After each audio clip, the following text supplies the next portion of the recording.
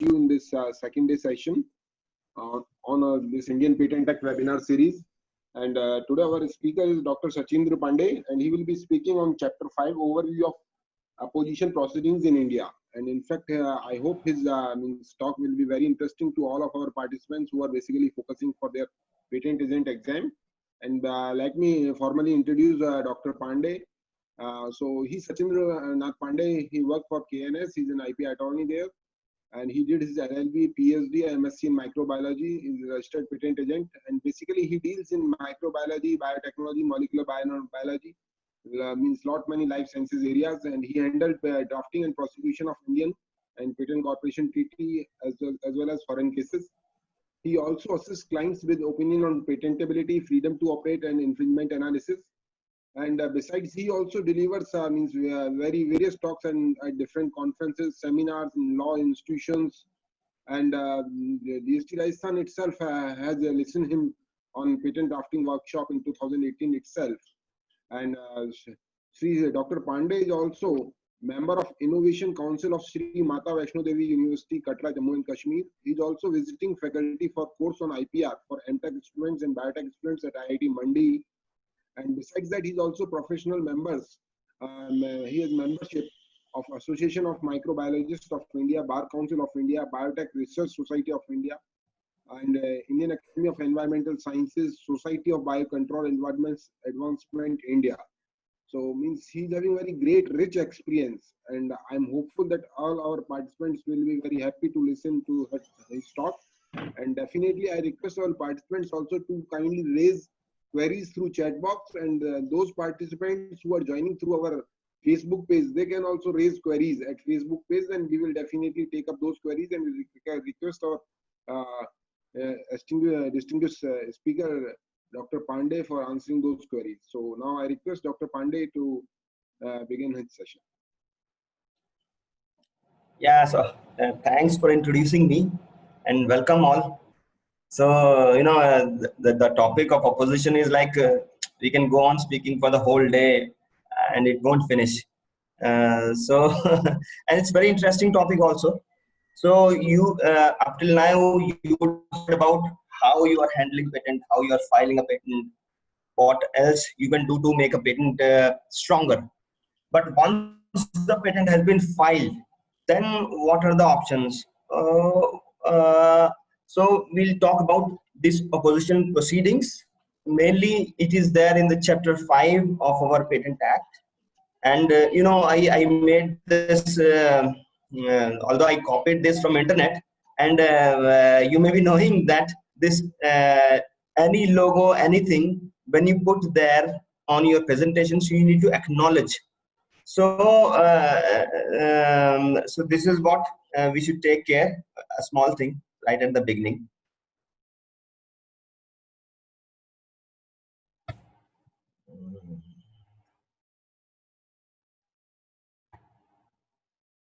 Okay.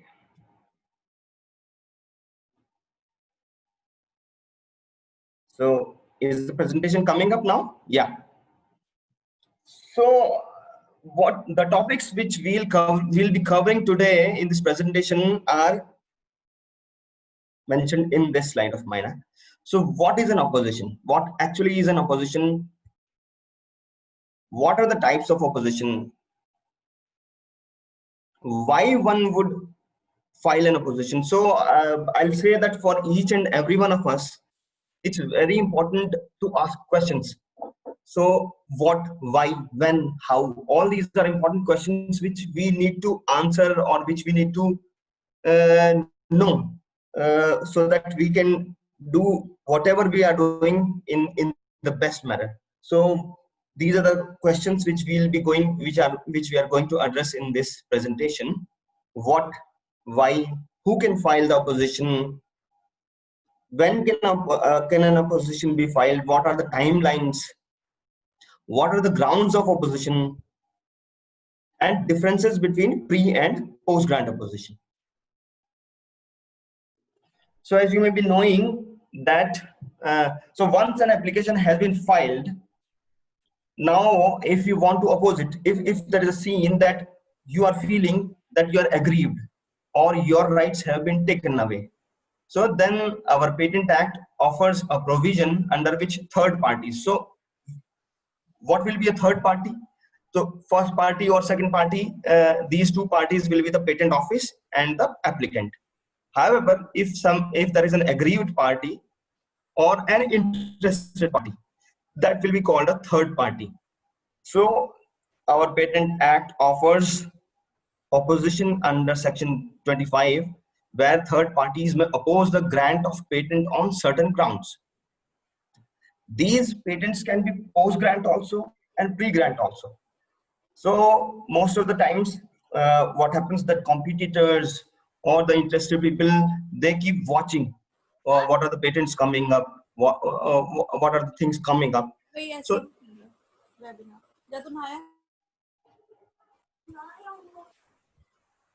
yeah, just one.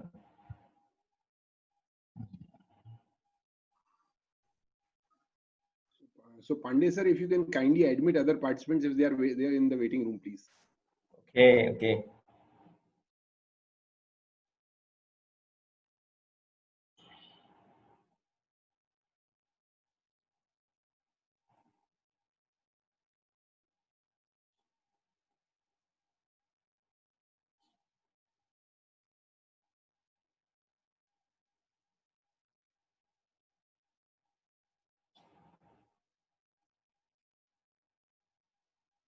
Have they all joined? Or I think there are 10 people still there.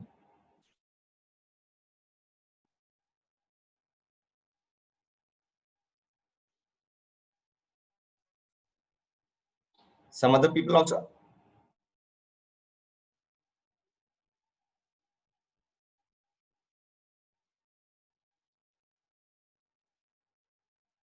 Manu sir? Yes, sir. So all have joined, or still there are some people? So it will be reflected in your box, sir. No, so we shall continue now, sir. Okay, sir. Okay. So we will allow by 10:45, and later than that, it will not be allowed. Sir. Okay, I'll keep checking. Yeah, please. Sir. Yeah.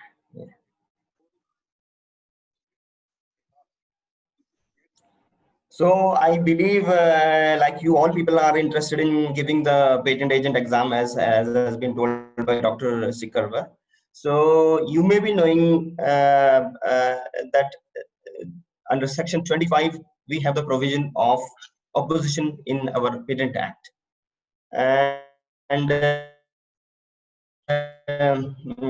So there are two types of pre-grant oppositions. So one is a pre-grant opposition, which is filed or which is executed before a patent is granted.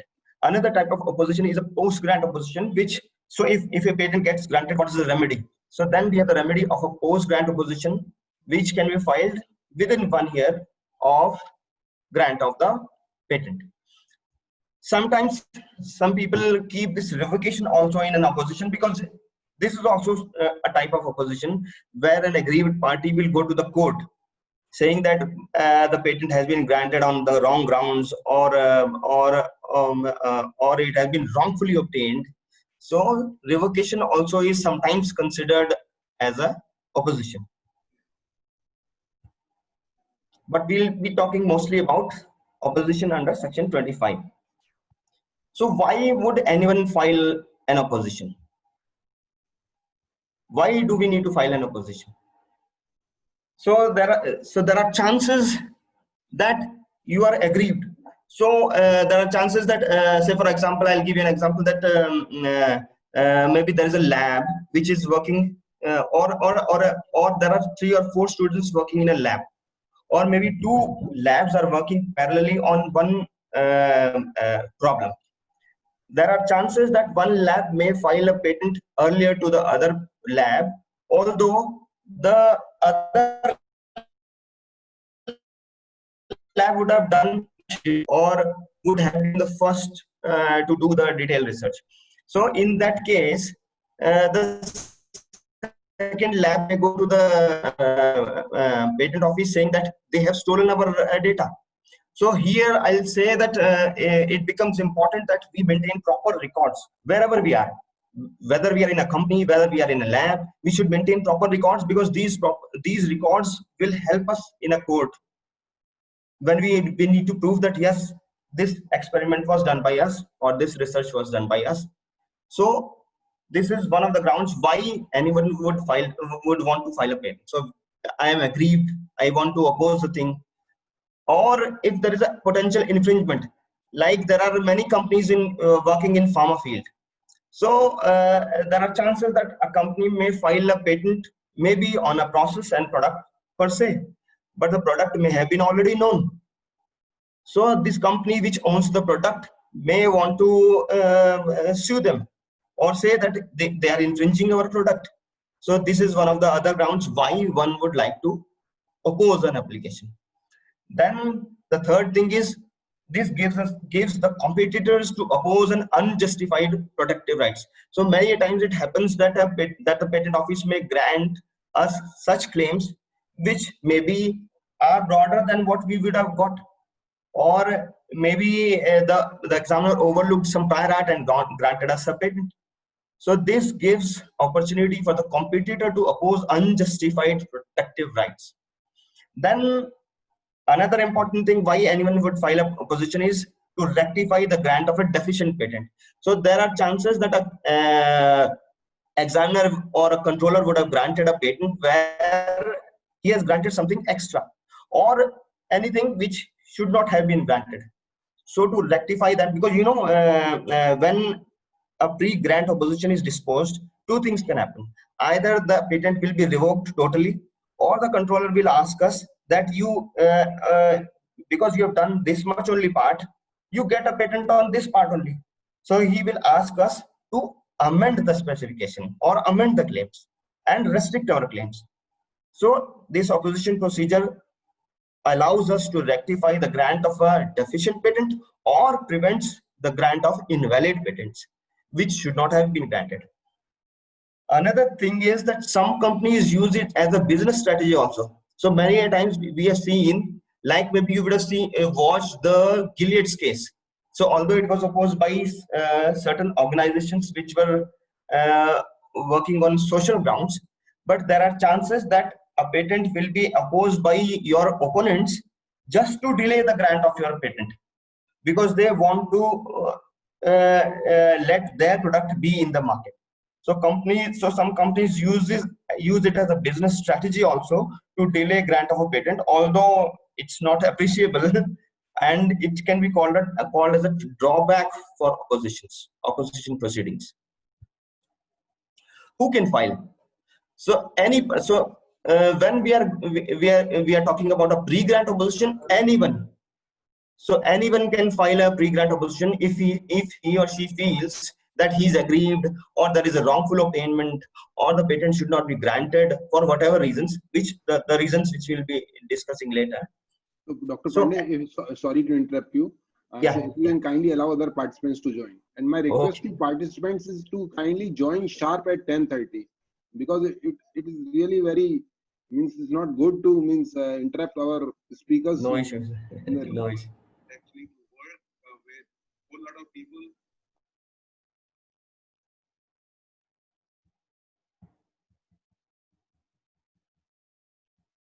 I hope all are there now.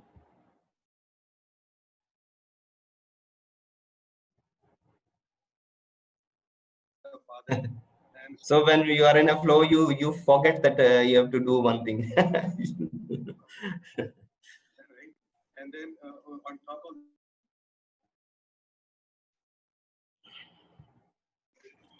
so sir, we shall continue now, sir. Oh, okay, okay. So we were talking about who can file. We have already talked about why one would file an opposition. Now we are talking about who can file an opposition. So any person, if it is a pre-grant opposition, but post-grant opposition is allowed to only people who are interested parties. So we'll talk about this definition of person interested later in detail. Then revocation also is a type of opposition, as we were talking. So there also only a interested person can be allowed to oppose a patent which has already been granted. So when can an opposition be filed? So I believe you may all you would have all read the grounds and the conditions in which the pre-grant or a post-grant opposition is filed. So this has been taken from Section 25 of our Patent Act. So when can an opposition be filed? So a pre-grant opposition can be made after the publication. So you may be knowing that once a patent application is filed, it gets published after 18 months. So what is the importance of a publication? So the importance of publication is there are two important things which come directly into the mind. So first thing is that when your your patent gets published, then the public knows that this patent or this technology is coming up, and this gives us an opportunity, or this gives the opportunity to our opponents that they can oppose our patent. No, this patent should not be granted. This is already known. This has been wrongfully obtained. There has been breach of Section 8 or all those grounds. So publication allows me to file a patent, a pre-grant opposition. Also, a publication also gives my potential licensees an idea, gives them an idea that okay, this technology is coming up, so we can collaborate with these people. So these are the two advantages of publication. And a pre-grant opposition starts only after a publication. So pre-grant opposition can be made after the publication of the specification in the Patent Office Journal and before the grant of the patent. If the patent gets granted, then we have the provision of only a post-grant opposition or a revocation. Any time before the grant of the patent, preferably within 6 months from the date of publication. So Rule 55 says that as early or as quickly as possible you can file a pre-grant opposition. Only one thing is there, that the controller will consider your pre-grant opposition only after the request for examination has been filed. So you may be knowing that we get 48 months to file a request. So when I file a request, then only it means that I'm interested in further prosecution of my patent application, and then only logically the opposition should start. So that is why a controller shall consider the representation only after the request for examination has been filed. Now we're talking about the post-grant opposition. Post-grant opposition should be made within 12 months. So there is a fixed timeline. It should be made like there is a fixed timeline for a pre-grant opposition, that it should be filed before the grant of a patent. Similarly, post-grant opposition should be made within 12 months from the date of publication of the grant of the patent in the Patent Office Journal. So there are two publications in a patent's life. One is when a patent is filed after 18 months of filing. There is a publication in the Patent Office Journal that okay, this application is coming up. Second publication comes up when the patent gets granted. So post-grant opposition should be made within 12 months from the date of publication of the grant of the patent in the Patent Office Journal. Opposition to the post-grant patent. So if that 1 year period gets lapsed, then we can either go to the IPAB or we can go to the court. So these are the timelines which we should keep in mind. For pre-grant opposition, we should do it before the grant. For post-grant, it is 1 year from the grant of the patent.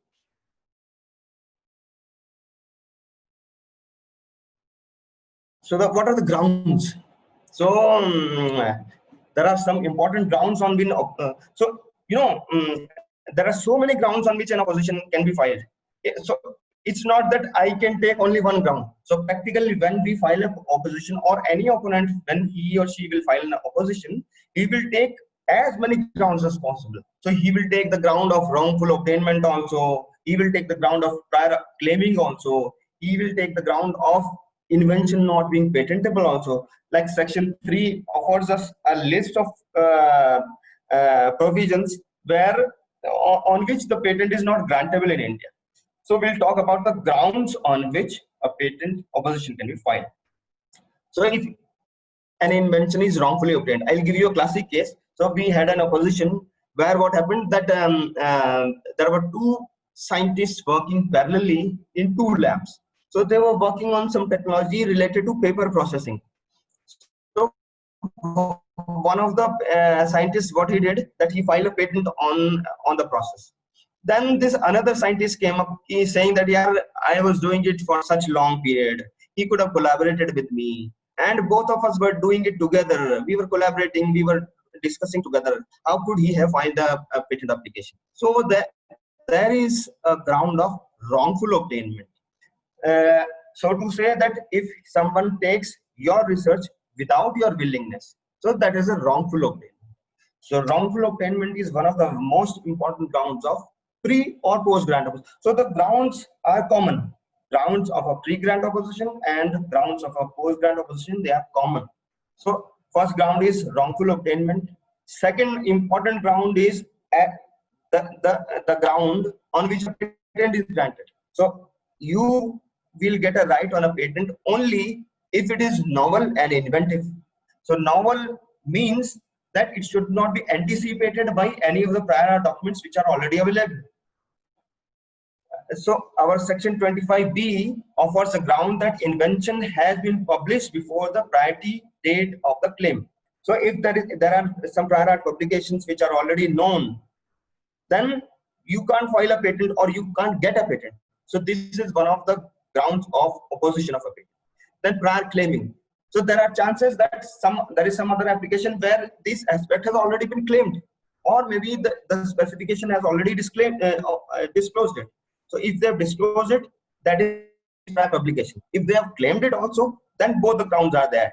That has been published in a prior document and it has been claimed also. So these are very important grounds which normally people will take. Invention publicly known or publicly used. So there are chances that maybe there is technology. I'll give you an example that maybe there is a technology where I'm saying that there is a process for treating sewage. So treating sewage, there are chances that they would have tested that technology in public to see that, okay, whether it is working fine or not. So it is publicly known. Although even though a patent may or may not have been filed on that, but because of it being publicly known, you can take that ground also to oppose a patent. Then obviousness and lack of patent, like I was telling that novelty and inventiveness, they are very important grounds for grant of a patent. Similarly, they are very important grounds for opposition of a patent. So obviousness, lack of inventive step. So inventive step involves two things. Inventive step involves the first part is obviousness, that it should not be obvious in view of the prior art documents, and it should show some technical advance. So if someone complies with these two things, he can get a patent. But if he does not complies with this criteria, he will not get a patent, or he can get opposed on that. Then we can discuss in detail about this ground, which is under section 25F, which is not an invention which is patentable. So our section 3 mentions so many grounds where a patent is not grantable. Say for example, a method of treatment. So method of treatment is not grantable in India. So if a doctor says that I'm giving a person a particular dose of a particular medicine in particular way, that is a method of treatment. Dosage regimen is a method of treatment. Or if a surgeon says that I am going to dissect the skull of a human being in a particular way, that is a method of treatment. So method of treatment is not patentable. A software per se is not patentable. New form of a known substance under section 3D is not patentable. Or a mere admixture under section 3E is not patentable. Or I'll say that nucleotides or proteins which are naturally existing, they are not patentable. Or plants and animals which are naturally occurring, even though they may not be naturally occurring, even though they may be transgenic, they are not grantable in India. So these are the grounds which an opponent will always try to take. So whenever there will be an opposition, it will be a mix of all these grounds. So the opponent will bring so many prior arts to say that, okay, this is obvious in view of this prior art, this is not novel in view of this prior art. Or he will take a ground that this is a new form of a known substance, it's not patentable. So So whenever an opposition is filed, there are so many grounds, not a single ground. Then insufficiency of disclosure. So whenever a patent application is filed, we need to have working examples in a patent application. So if there is no enablement, say for example, I'll tell you, there was a process. So we were going through an opposition where there was a process where the process was being conducted at 20 to. So they were mentioning in the specification that they can conduct the process at 10 degree to 90 degree centigrade. But the examples that they had given was only for 50 degree centigrade. So the controller said that, yeah, you have given me only examples for 50 degrees centigrade. How can you claim that range? And the opponent also tried to take the same ground that your patent is not enabled. You have not given proper examples. So if your patent application is not enabled properly, that also becomes the ground for opposition. And as I was telling you, the grounds for pre-grant and post-grant are common. And there are chances that someone may oppose you before the grant of a patent, but luckily you may get through and you can get a patent. But the party still feels that no, this patent should not have been granted, so they can go for a post-grant opposition also. So it's not that if you have filed a pre-grant opposition, you are not allowed to file a post-grant opposition. So that also can be done.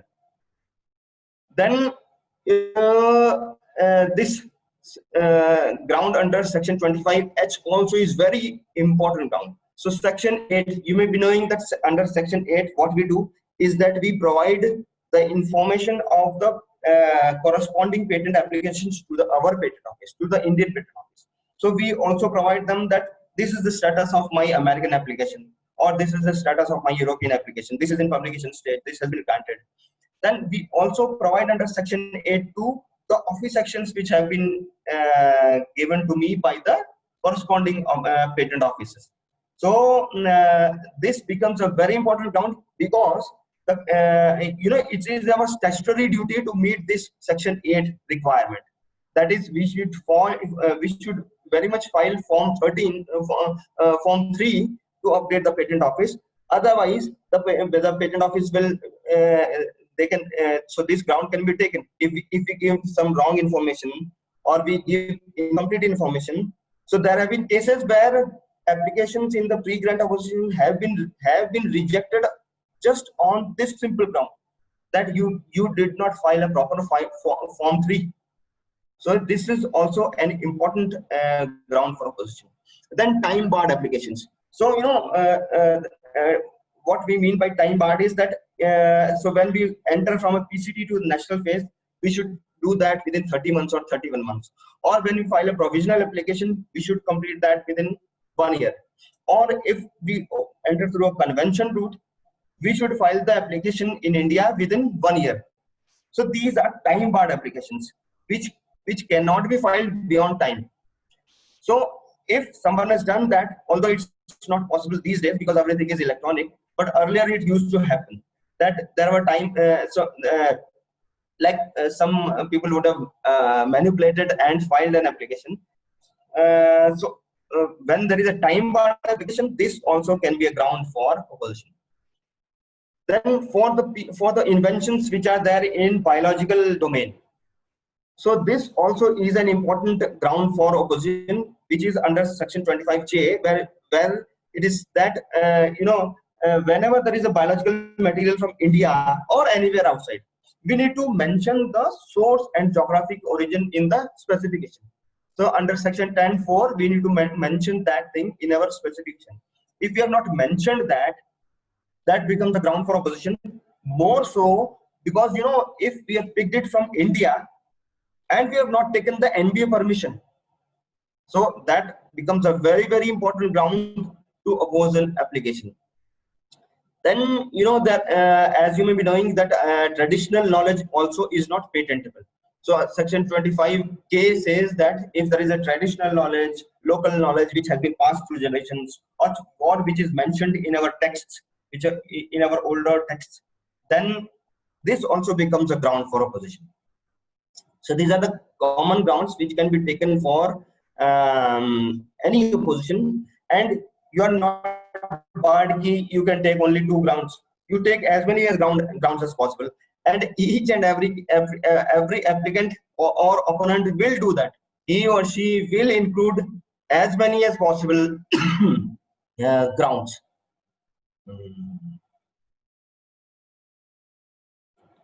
So whether it is okay till now, Dr. Sikarwar?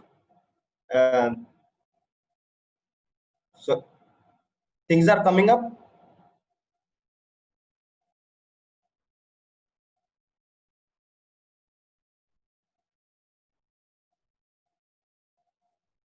So I'm continuing.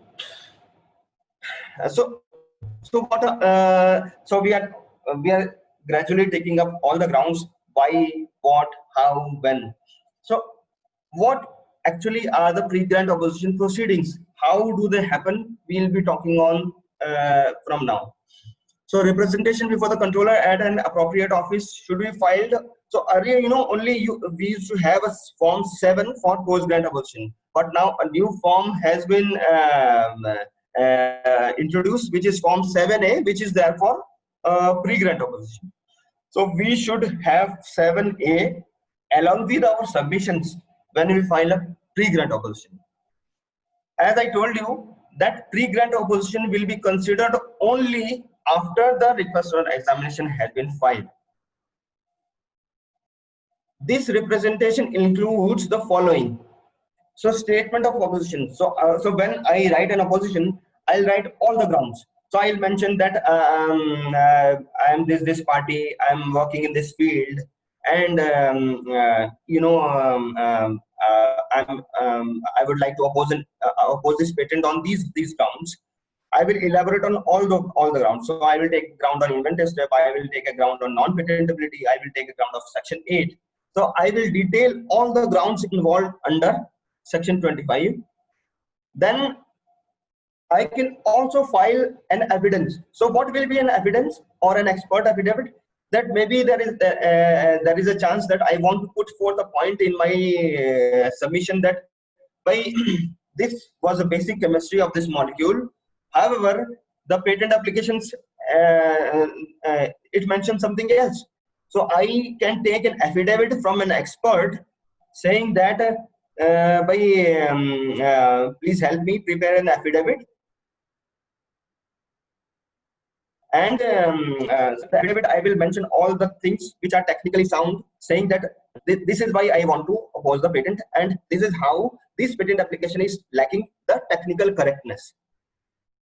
So one important thing is to keep there in mind is that so when there is a request for examination, I as an applicant or I as an inventor can file a request for examination myself also, but other people also can file a request for me. So sometimes opponents do this thing also, that if I am delaying the filing of a request for examination, the opponent will file a request, and then the examiner will take it up, or the controller will take it up for pre-grant opposition proceedings. Also, when I make grounds in the opposition statement, I put some prayers in that opposition statement. So I say that I'm aggrieved party. I also request a hearing for that. So if I don't request a hearing in my opposition submissions, there are chances that the examiner may not give me. Although by the natural justice part, he will offer me a hearing, but there are chances that if I don't request it explicitly in my statement, the controller may not grant me a hearing and he may dispose it on his own. So whenever you make a opposition statement, you put all the grounds, you put all the prayers, you put all the expert affidavits, and this is how your application or your patent application or this opposition proceeding statement will become wholesome.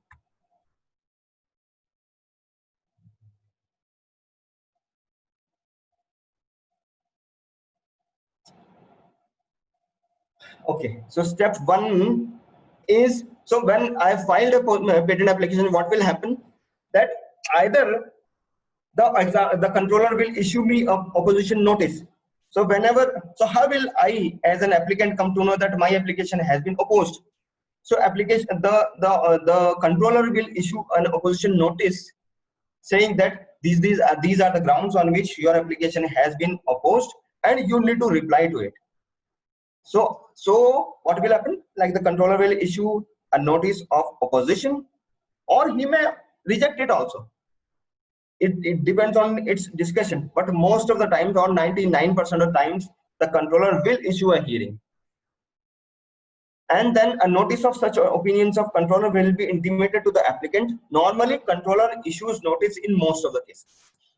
So what will happen if I am opposing an application, I will file this pre-grant opposition on 7A. That will go to the controller. Also, I need to give a copy to the applicant also. So many a times it happens that some of the opponent files an opposition against us. We will come to know that okay, this opposition is coming up, but the controller may not have issued the hearing. So my deadlines will start only when the controller offers me the notice of opposition. So applicant may reply along with evidence, if any, within 3 months. So when I receive the notice of opposition, I need to reply to it within 3 months. And after 3 months, I will not be allowed to file the reply and my patent application will lapse. So my deadline of 3 months starts only when the controller issues me a hearing notice. It does not start when I get the notice from the applicant. It starts only when the controller issues me a notice of opposition. Okay. So what will happen that once an opponent files an opposition against me, I have 3 months to give the reply. Then the controller will offer me a hearing also. So they will offer a hearing where both of us will be there.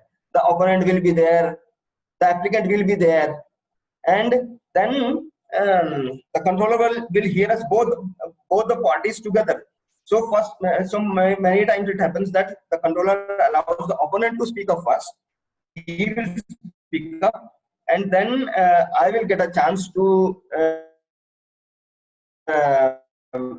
rebut the allegation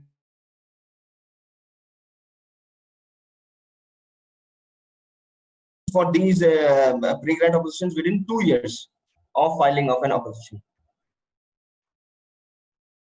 So any questions till now, please?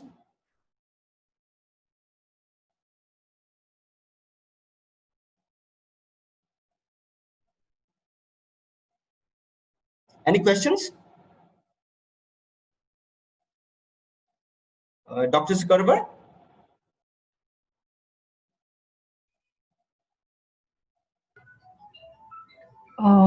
Excuse me, sir. There are a few questions mentioned in chat. If you can go through that, kindly. Okay, let me see.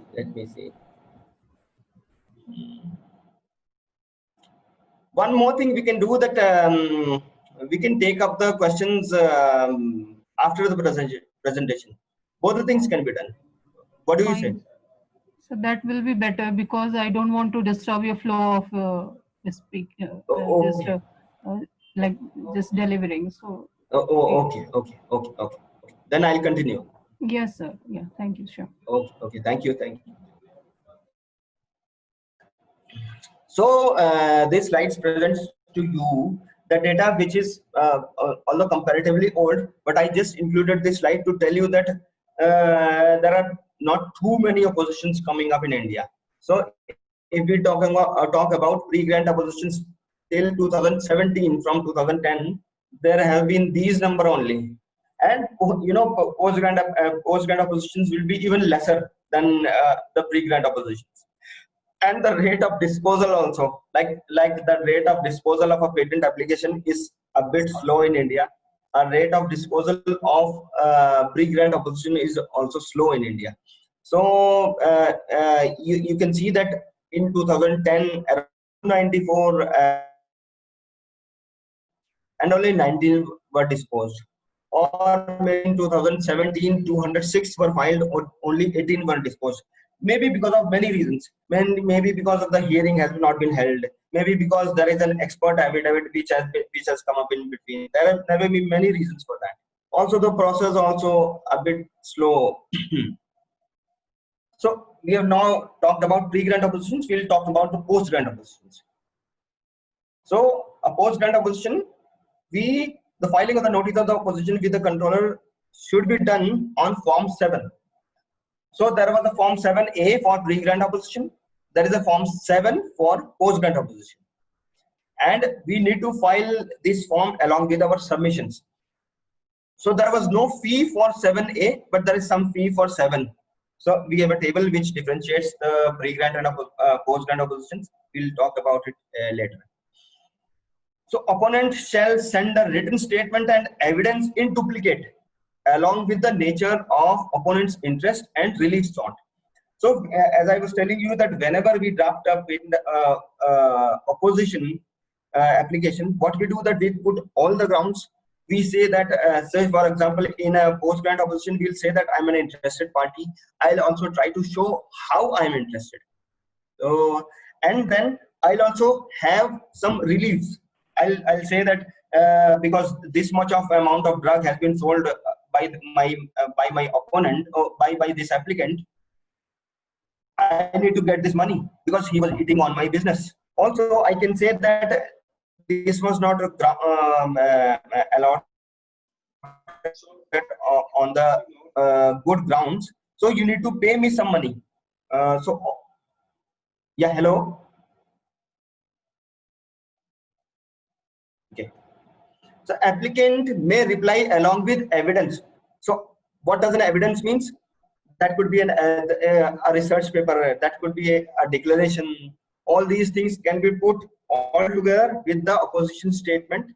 And you know, when a pre-grant opposition comes, as an applicant, I need to reply within 3 months of that notice. However, if there is a post-grant opposition, I need to reply within 2 months of the date of receipt of the written statement. So here lies the thing that when I receive it, date of receipt of the written statement and evidence, then from there my 2 months period starts. However, when a pre-grant is there, usually now because everything is online at the patent office, I get the notice on the same day when the controller offers me the notice. So my deadline starts from there. Opponent may within 1 month from the date of the delivery to him a copy of the so these are the steps on which a post-grant is filed. So first thing that a notice will come up. Then as an applicant, I will reply to that notice. Then what will happen? The opponent may within 1 month of the date of the delivery to him of the copy of my reply. They will also have to file their submissions. And then the patent office. Here comes an important difference between a pre-grant opposition and a post-grant opposition. So when there will be a pre-grant opposition, the single controller who is examining that application will be the controller and he will be the deciding authority. But when there is a post-grant opposition, some corridor to the applicant who already got the. So there is a proper opposition which is set up by the controller, which may contain controller.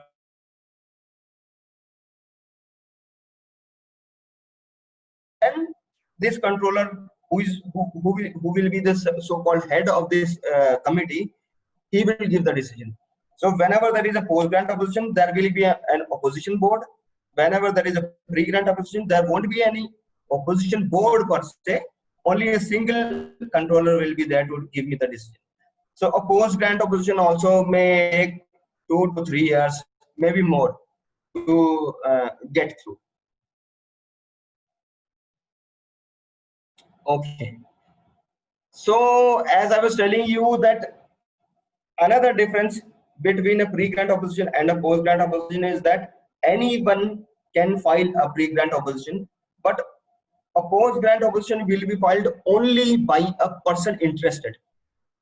So our section 2(1)(t) of our Patent Act says that person interested is a person engaged in or in promoting research in the same field as that to which the invention relates. So if there is a post-grant opposition, there should be a person interested.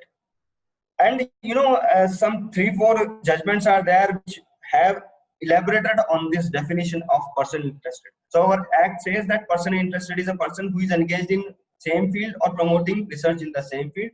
However, there is a case called Ajay Industrial Corporation versus Shiro Kanao of Ibaraki City. They said that the person interested, the word interest will depend on the facts of each case, and that a person interest must be a person who has direct, tangible and commercial interest on public interest. So you know, like you would have seen the Gilead's case. What happened there was there were many opponents in that Gilead's case, and many of them were social institutions which were working in social field. Like there is an organization called Doctors Sans Frontiers. So they opposed this Gilead's patent along with many other opponents, saying that because we are working in this field and we are working with the HIV people or people who are infected with HCV, we also are interested party. So as per this case law, the definition of person interest will depend on facts of each case. Then, so this comes, this is also one of the important. Sankalp Rehabilitation Trust is also a social organization. So they said that further public interest is a persistent presence in intellectual property law and will not melt into thin air nor dissolve. So we therefore hold that the applicant who works for a community which needs the medicine is also definitely a person interested. So whenever there is a post-grant opposition, there will be a person interested. So as you see in this table, very less of the post-grant opposition have been filed, and lesser of them have been disposed. So usually there will be more pre-grant oppositions, but when the patent application gets granted, there are less chances that someone will oppose me. They will oppose only when they feel that they are really aggrieved party.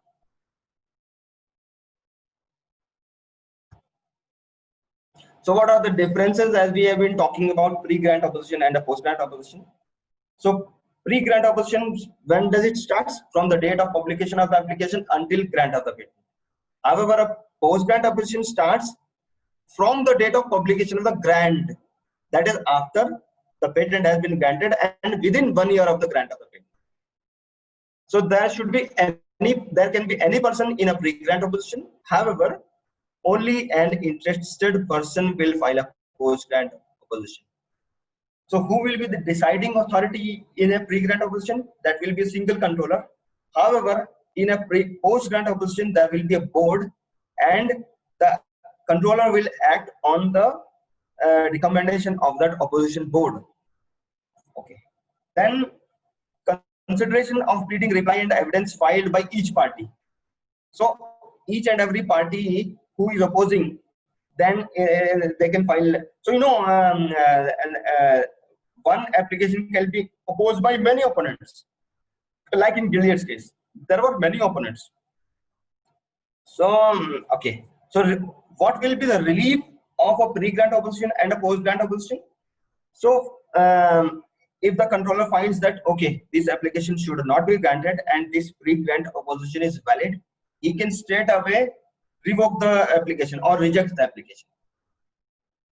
Or he will ask the applicant that okay, this part seems to be novel and inventive, and there I can grant you this much part. So he will ask you, say for example, you know, if there is an application, maybe there is an application, I'll give you a classic case, that maybe there is an application for making aspirin. So aspirin is already known in prior art. As an applicant, what I will do, that I will try to claim aspirin also and the process of making that aspirin also, a new process of making that aspirin also. But there may come up an opposition saying that yeah, aspirin is already known, how can you grant a patent on aspirin? So the controller will tell me that okay, you remove this claim of product aspirin from your application, and I will grant you only the process claim. So this is what can happen in a pre-grant opposition. Your patent application can be rejected, or you can be asked to amend the application. What will be the relief in a post grant? That will be just the revocation of the patent. Then talking about the fee, there is no fee as such for a pre-grant opposition. However, there is a fee for post-grant opposition, because you need to encourage only interested parties. So interested parties should be there. Then a fees also is there. So when I go for e-filing, a large entity has to pay 12,000 rupees for filing a post-grant opposition. Then as we were talking, so there is a 7A form, 7A for pre-grant and 7 for post-grant. One important thing to be kept in mind in this pre-grant and post-grant is that infringement proceedings cannot be initiated as the, when my application has not been granted, till when my application has not been granted, I cannot infringe anything because I may not have started production of my product. So any infringement proceeding cannot be initiated when there is a pre-grant opposition. However, if there is a post-grant opposition, an infringement proceeding can simultaneously go on. So these are some major differences in a pre-grant opposition and a post-grant opposition. Okay. So now if I receive a decision from the controller that my post-grant or pre-grant opposition has been dismissed, now what remedy do I have? To which authority should I go now? So decision of the controller regarding a pre-grant or a post-grant opposition can be appealed to IPAB. So if you are not happy with the situation that this patent should not have been granted, I will go. I need to get some relief. So I can go to IPAB within 3 months of the date of this decision, or I can go to the court. Say for example, you would have seen the classic case of Novartis. So you need to go through that case to understand what happened. So first thing, like it was opposed, then it went to IPAB. IPAB sent it to the court. Court again sent it to the IPAB. IPAB then sent it to High Court. High Court then sent it to the Supreme Court. So a decision, because in between there were things that IPAB said that okay, I will not grant. Then the applicant went to IPAB. So these are the things. So if there is if as opponent or as applicant, I want to get some relief, I have to go to IPAB or I have to go to the court. When we are talking about the pre-grant or the post-grant oppositions. Okay, so we'll talk about some interesting case laws which actually helped in making the grounds of opposition stronger. Like you would have seen this Novartis case. So in Novartis case, what happened? That when the decision came from Supreme Court, it came out clearly that when we are talking about Section 3D, and that too in terms of pharmaceutical applications, so that enhanced efficacy, what we talk usually in Section 3D. So you may be knowing that Section 3D mentions that when there is a new form of a known substance, I need to show enhanced efficacy. So when this Novartis decision came, this bar of enhanced efficacy was raised even higher. Now after Novartis, the ruling says that this efficacy should not just be a mere efficacy in vitro, it should be efficacy in vivo, in animal model, or so to say that it should be enhanced therapeutic efficacy. So Section 3D, the definition of enhanced efficacy came up in this Novartis opposition case. Then you should also go through this Gilead's case. It's a very interesting case. It was handled by our firm only. So this Gilead's case of Sofosbuvir, there were many opponents. Although this patent got granted, so there were pre-grant opposition and there were many opponents. Luckily, we got through because the main issue in this Gilead patent was also Section 3D. That is evergreening of patents. So there were many opponents, there were many grounds, but then the patent got granted. Now again we are facing post-grant opposition for this. So this is a classic case where pre-grant is also there, post-grant is also there, many parties are there. It's an important case to understand how an opposition proceeding goes. Then there is one more important case, which is this Hoffmann-La Roche versus Cipla, where the ground of inventive step and 3D came up. So 3D, the same thing that we need to have enhanced efficacy. However, for inventive step, there was a special decision in this case which came out, which I have mentioned in this slide. So after Hoffmann-La Roche, you know, the inventive step has actually been defined now. So what is an inventive step? So to define the inventive step in totality, we need to have these 4-5 points. So to identify the inventive step, there should be a person skilled in art. There should be a person who knows how a patent application or how a technical thing will function. Then the relevant common general knowledge of that skilled person should be there before the priority date. Then we should identify the state of art, and then to decide whether those differences viewed in knowledge of the alleged invention constituted steps which would have been obvious to the ordinary person skilled in art. So the definition of inventive step has come out in this case. So I'll say that at least you should go through these 3 cases: the Novartis case, the Hoffmann-La Roche case, and the Gilead's case. You will be able to actually understand how a opposition proceeding goes. So this was, up till now we were talking about oppositions. So there is a section 26 which says that so it's part of chapter 5 only. It says that in case of obtaining, controller may treat the patent as patent of opponent. So obtaining word relates only to post-grant opposition. So where in any opposition proceeding under this act, the controller finds that the invention so far as claimed in any of the complete specification was obtained from the opponent in the manner set out in clause A of section 2 of 25, that is post-grant opposition.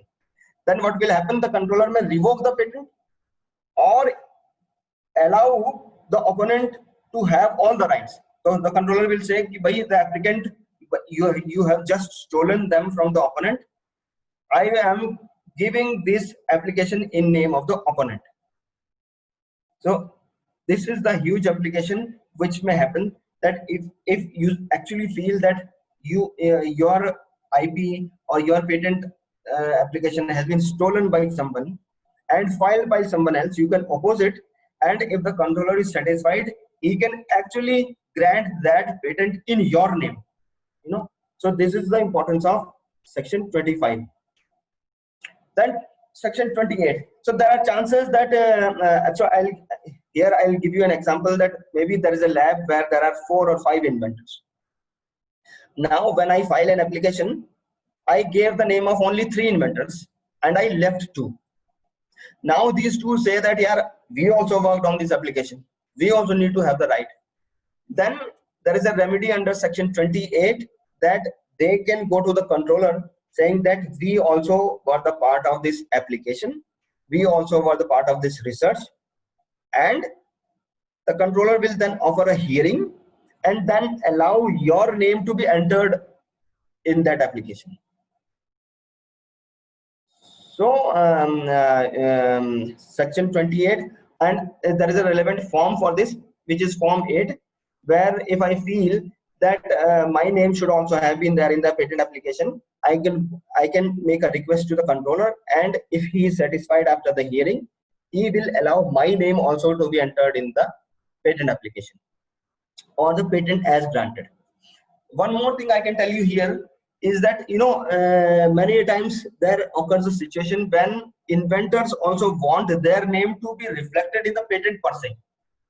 So how to do that? So our patent office generally uses this section 28 or form 8 to do that. So if you would have seen some letters patent document, you would see that only the name of applicant is reflected in there. No name of inventors are reflected there. But if we file form 28, my name as an inventor or an applicant also may be reflected in the LPD. So this is how we can use it. Saurabh. So this is what I had to say, and I will be happy to take up the questions now.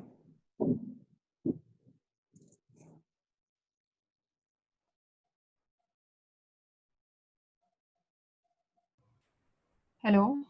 Yes, yes. Good afternoon, sir. Sir, although you didn't mention today, you didn't mention about the revocation.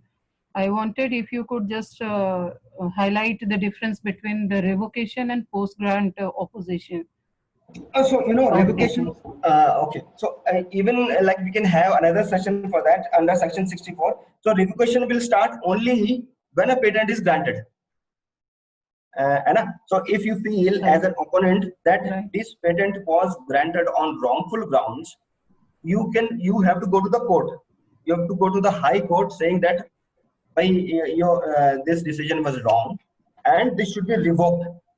And the grounds of revocation also are similar to the grounds of opposition. And there you can get a relief that if, so say for example, if I am an applicant, you are opponent, you feel that my patent application was granted on wrong grounds. However, you could not file a post-grant opposition because 1 year has already lapsed. Now, what remedy you have? You will take me to the court, saying that by this application was granted on wrong grounds, and you have been selling this product for so long, and you have been eating on my revenues. So you give me this revenue which for which I should have got the advantage. So these are some grounds on which a revocation can be done. The grounds are almost similar to a post-grant or a pre-grant. However, those proceedings will go to the court. And they will start only after the patent has been granted and this post-grant period also has lapsed. Okay, sir, once I just came across that IPAB has some role in revocation case. Yes, yes. And post-grant opposition has nothing to do with the IPAB. Is it correct? No. So post-grant, as I told you, that if you are, what will happen in a post-grant, that an opposition board will be there. They will give you some decision. If you are not happy with that, where do you go? You go to either IPAB or you go to the court. Okay, higher court, right? Yeah. Yes. So revocation cases are only dealt with IPAB. IPAB does not involve itself in case of post-grant opposition. So directly that won't happen. So okay, any opposition proceeding will first start from the patent office. Right. If any of the parties is not satisfied with that decision, then they will go to either IPAB or to the court. Higher court. Okay. Thank you, sir. I found your today's presentation very insightful, and it's really useful for me, especially personally, I'm saying. So thank you for whatever you just teach us today. There are many questions in chat section. If you can just go through, or my friends can ask them. Yeah, you can ask. I'm there. You can ask. Hello. Good afternoon, sir. Good afternoon. It's Dr. Amita. Sir, I just want to know whether the research scholar can go for opposition or either to add their name as an inventor, as they also play a very important role in any research. Is that possible to addition of their name if inventor filed a patent for it? So they did not include the name of the research scholar in that. Yes, you can go for that. So you can take the ground of wrongful obtainment, that you were eligible part of that invention. You were doing the research. You may be having the records also. That is why our records are very important. That whenever we make records that okay, these are the conditions on which my process was working.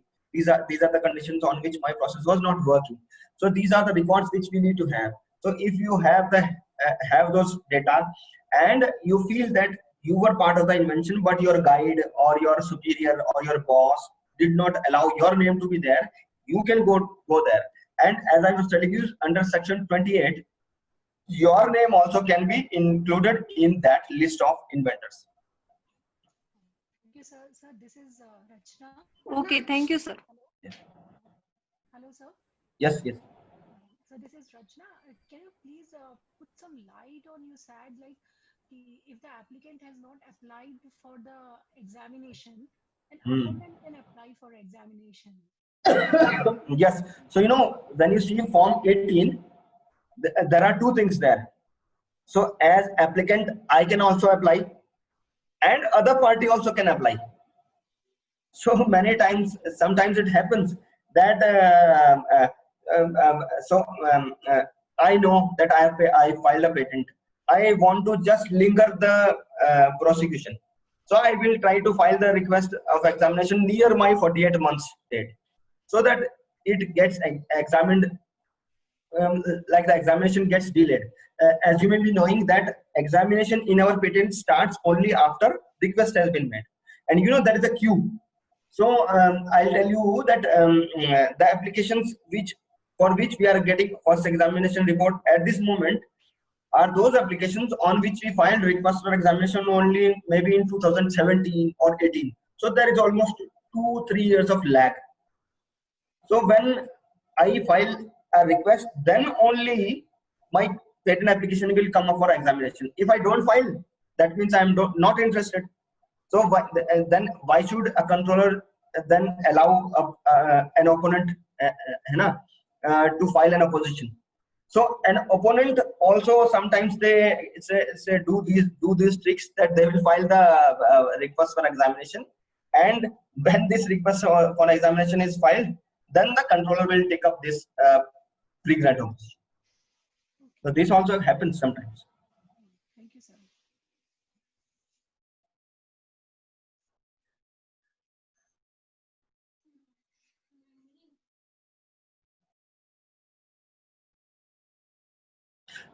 So this topic is actually a very sort of bland topic, very boring topic.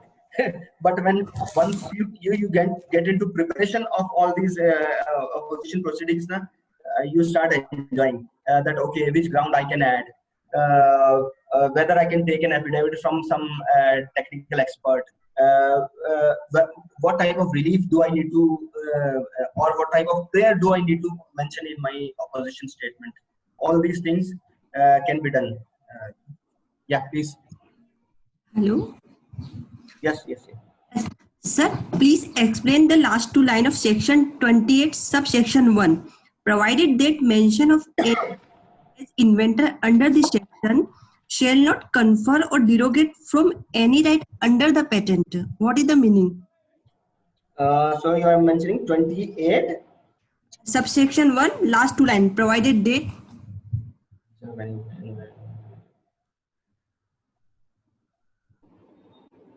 So, okay. So like Ayushi was asking, so if I feel that my name also should be there in the patent, Yes. so I will apply. I will make an application to the patent office under section 28, and the controller will offer me a hearing, and he may or he may not grant me grant my name to be entered there in the application. But if he grants, and you are already the inventors or you are already the applicants, and you feel that no, my name should not be there, that means if my name is there, that is derogatory for you. That there are many times it happens that as I was telling you, that 5 or 6 people are working in a lab. So a guide or maybe the applicant files an application. By deliberately or by mistake, if he leaves the name of one person, that one person may apply for getting his or her name included in the patent. But if the guide feels that no, you had no role, or the applicant feels that you had no role in this patent application, so when this hearing will happen before the controller, both of the parties will be there. So you will be there, and the interested party, both the parties will be there. Then only your name will be allowed. Na? Okay. Yeah. Thank you, sir. Yeah, yeah.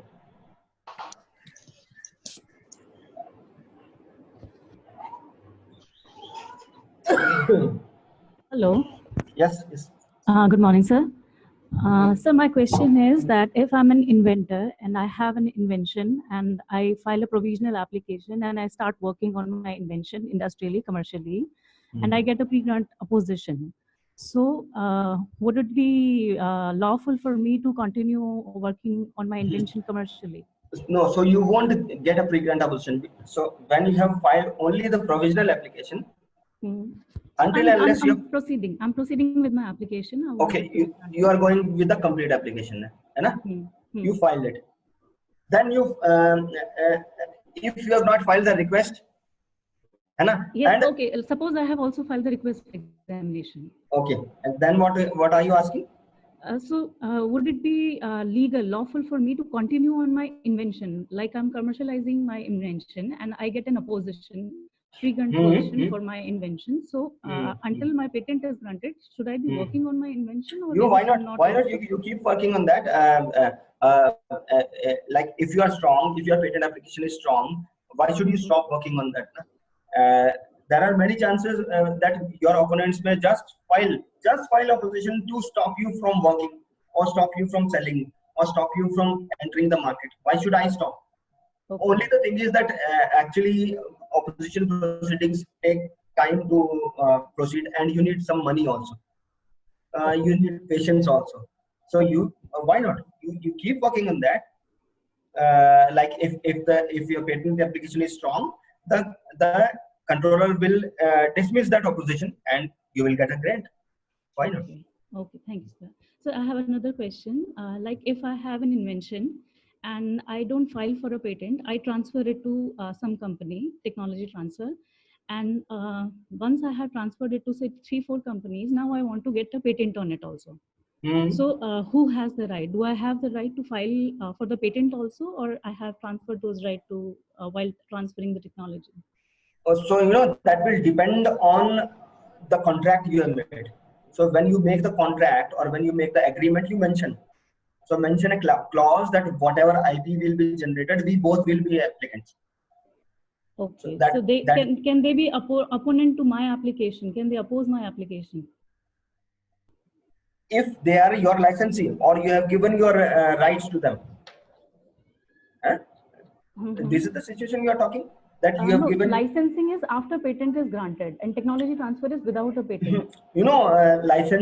Licensing can be done before the patent is granted also. But the only thing is that usually in India, licenses are initiated after the grant of patent only, because when your patent gets granted, then only someone will be able to know that by what type of claims have been granted. So like when I will file an application, I will go for a product claim also, I will go for a process claim also, I will go for a composition claim also. But when it gets examined, there are chances that my product may not have been allowed, only process would have been allowed. So that reduces the strength of my application. So my licensing fee also will depend on how strong my patent application is. So that is why most of the people go for licensing only after a patent is granted. But there is no bar on licensing anything before the grant of patent. So please repeat your question, what you were asking.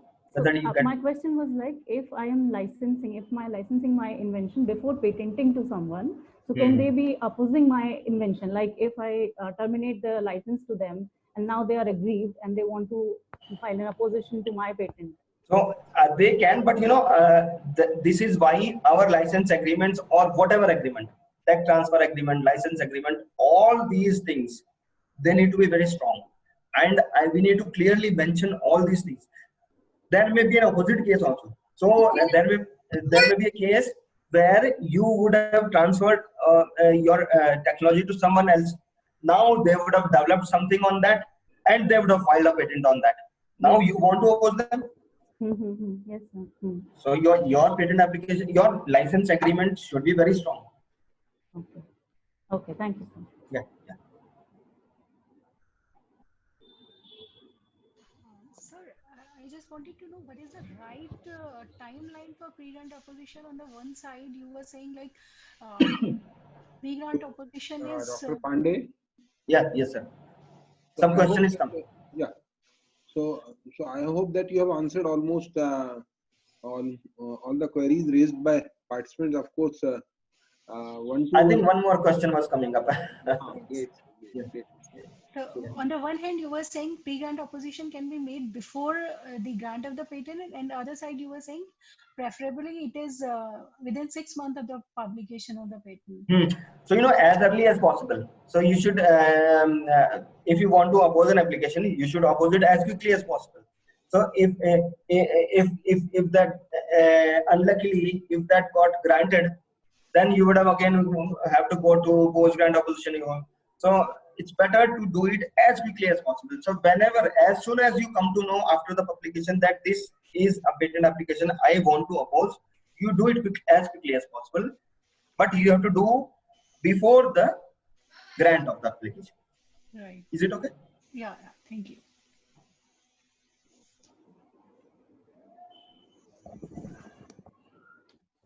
Yes, sir.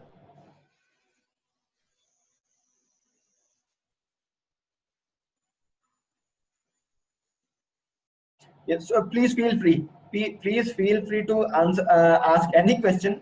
So this is my mail ID. You have my mail ID. You can come back to me anytime on any of the issues which you want to discuss. Please feel free.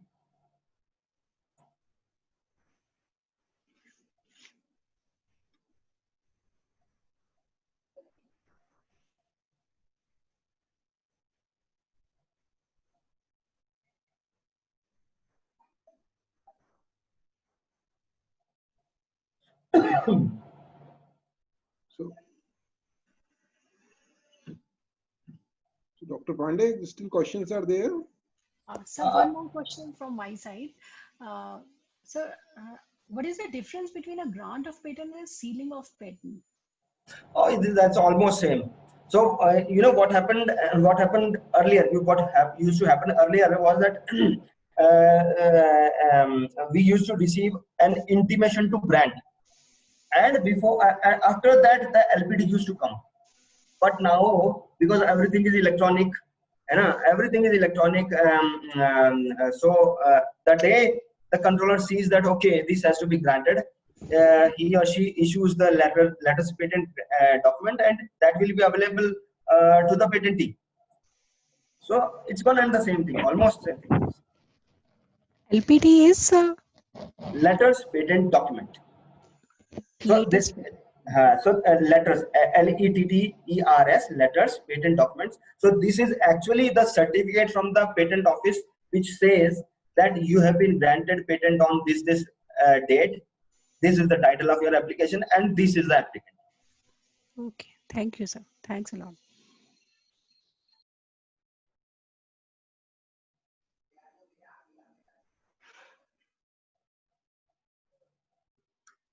Sir, do we have to show any certificate of being an interested person while filing an opposition?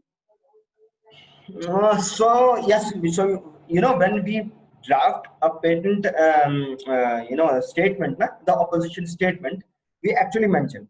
So I will mention that I was the inventor in this case, and I had to be included in this thing. Or I will say that I am a social organization working in this case, and I want to oppose this. I am an interested party. So as such, there is no such sort of a requirement that you need to give the certificate. Like who will give you the certificate that you are the inventor or you are the interested party? But you need to mention in your submission in the patent, like the post grant opposition statement, that how you are interested. Whether you are interested in making the same drug, whether you are doing the research in same thing and the same field. This is what you need to mention. But as such, there is no certificate required for that. Okay, thank you. Sir, also you mentioned one about expert affidavit. Yeah, Could yeah. you please explain it again?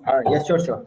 So there may be a case like we filed an affidavit in one of the cases where the examiner was not able to understand the basic chemistry of a molecule. So we told them that why this is how this molecule is going to dock into the receptor, and this is how it is going to act downstream. So probably my saying that may not have that effect. But if an expert who is working there in that field for maybe 10 years, 50 years, his voice will be very important. Right? So that is an expert affidavit, and I can file that as an evidence to say that no, what they are saying is not possible. यानी कि hydrogen and oxygen, when they mix up, they give me water, but they give me something else is not possible. So an expert will say that, oh, bhaiya, this is basic chemistry. When two molecules of hydrogen will get attached to oxygen, then water will form. So to put strength into my arguments, sometimes we also give affidavits or declarations from some experts. So these are called expert declarations. Thank you very much, sir. Hello. Yes, yes, yes. Sir, my question is that you talked about pre-grant oppositions and post-grant opposition in case of wrongful obtaining. I want to, if what happened when patent is granted and there are two applicants and one applicant licensed the patent to other company without an applicant, how the second applicant can protect his right? For that opposition may not be a ground or a good strategy. For that, I think that party will take another party to the court, saying that by we both are applicants, we both had equal rights, and he has licensed it in a wrong way, and I should also be party to it, or I should get this much share. So I think a better strategy in that case will be to go to the court, because you will be having some agreements in place as two applicants. You will be having some agreements that this much share this applicant has, this much share this applicant has. So you can take those things to the court. So I'll say that in that case, a better strategy will be to go to court rather than oppose the thing. So logically also, why will I oppose my own patent? Yes. So it's better to go to court in that thing. Is what my perception is. Yeah. Thank you, sir.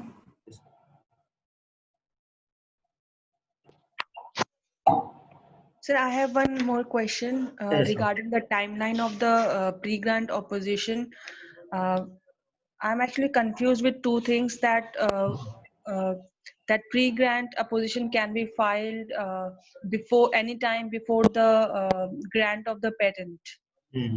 And in rules, it also says that there is a timeline for 6 months.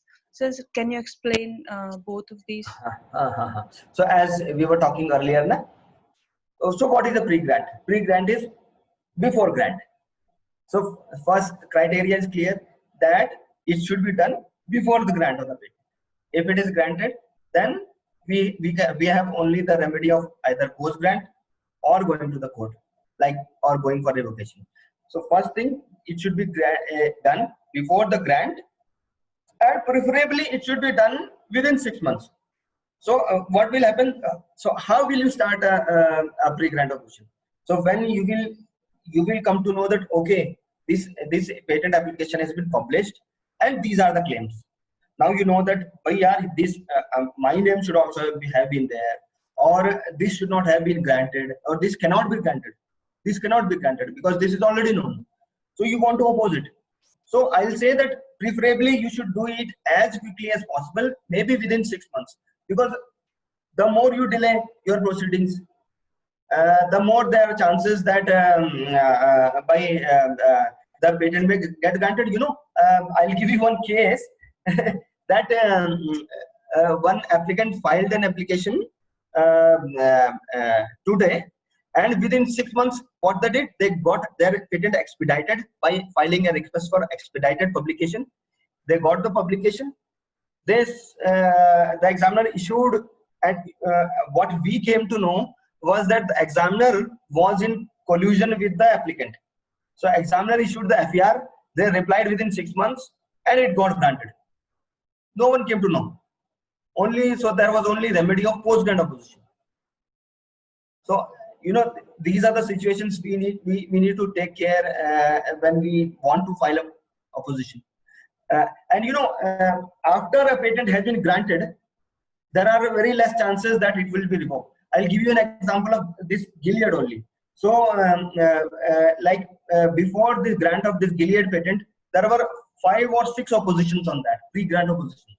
All got dismissed and it was granted.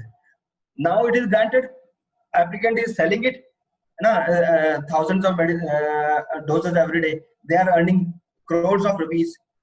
Now if I oppose it, it may take again maybe 5-6 years to get the pre-grant or post-grant opposition disposed, and within that period there is possibility that this 20 years also may lapse. So there won't be any utility of even post-grant also. So the meaning of the thing is that you should do these things quickly so that your rights as opponents are protected. So, whether I was okay with my explanation? Yeah, thank you very much, sir.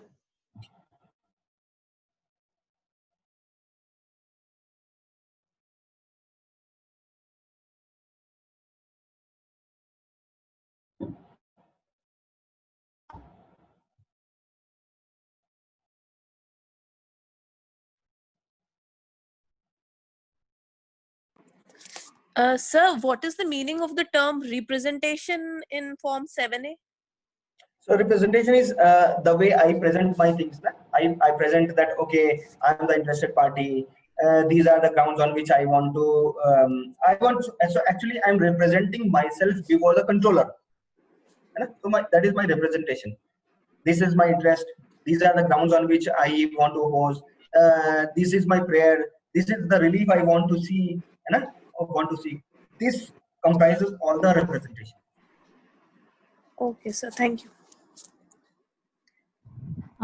Sir, excuse me, sir. Yeah, please. Sir, I have a question.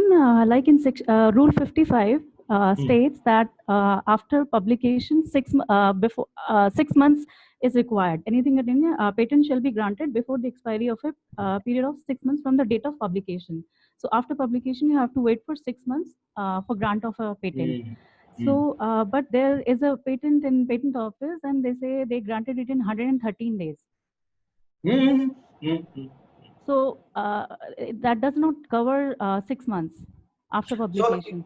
So in that case, they would. So I think that was a startup case. There was a startup, I think. So they had gone for an expedited examination. One thing. Also, they had the advantage of being a startup. So there is a separate queue for startups. So that is how that patent got expedited. So if I, as I was giving you an example, that I file an expedited request, I get a first examination report, and I get that granted quickly because I want to sell it quickly, or I know that it may be opposed. So I want to get it disposed quickly as possible. So if there is an expedited request, that can be granted. Okay. But publication is essential. So we have to expedite the publication part also, and we have to expedite the examination also by filing expedited request for examination. So 2 things are to be done to expedite the examination. One thing is filing an request for expediting the publication. Another thing is filing a request for expediting the examination. Okay. Thank you. Yeah. Sir, what is the difference between any person and person interested? So this is what we were talking about. So any person is that many times it happens that there is an application, you see the publication, and you come to know that यार ये तो यार फर्जी है यार, ये तो already known है यार, so I should oppose it. You also can go to oppose it. But when there is a post-grant opposition, you need to actually show that why, how you are interested, why you are interested, whether you are working in same field, whether your research is getting hampered, whether this was wrongfully obtained from you. So these are the two grounds which differ in a pre-grant opposition and a post-grant opposition. So anyone can be an opponent in the pre-grant, but only person interested will be the opponent in the post-grant. Thank you, sir.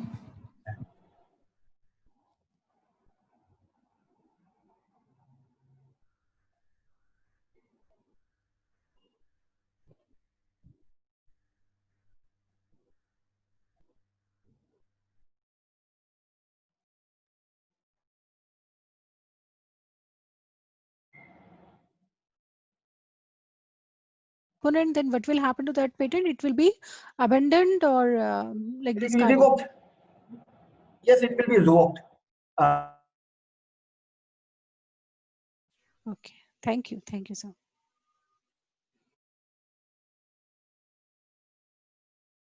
I hope Yes, that sir. we have taken almost all the questions, and since we are now, means our time is also, means the session will be now to be summarized now. So I would like to thank you for your nice presentation, and means of course interaction with the participants directly. It's great to have you on our panel on DST Rajasthan for this webinar series on Indian Patent Act. So I would like to also request our participants to kindly join by sharp 10:30. By 10:40, all the participants should be there in the room itself, because for speakers to join them again and again, allow to them, so it is a little bit difficult task. So we will now request again. We will thank Dr. Sachindra Pandey from KNS Partners for kindly devoting his time, and so definitely this time we will be sharing all the presentation with kind permission from our experts to in the group itself, where I will mail all the presentations to all the participants. So as of now, for today, thanks a lot. Thanks a lot, Dr. Pandey. Thank you all. Thanks all.